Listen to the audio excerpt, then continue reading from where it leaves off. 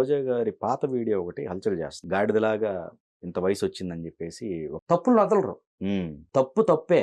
తప్పును వదలరు. అది ఒక్కరోజు కాకపోతే ఒక రోజైనా బయటకొస్తది. వచ్చుంటది మరి బయట. అప్పుడు అనడం ఎందుకు? అనకూడదు గదా! అటు ఎంత రాజకీయాల్లో ఉంటూ మాత్రం మనుషుల్ని మర్చిపోయి మాట్లాడడమా? కరెక్ట్ కాదు. ఇదెక్కడ పద్ధతిలో ఏటో నాకు తెలీదు మరి. ఇప్పుడైనా మారాలి ఆ పద్ధతి ఇంకా.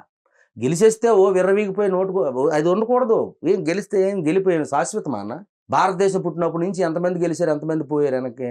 ఇయన్నీ శాశ్వతాలు ఏవి కాదు. అది అందరికి తెలిసినయే. ఉన్న రోజులు కాపాడుకొని ఎళ్ళాలి ముందుకి. అది కొంచెం అది తెలుసుకుంటే చాలన్న అంతే.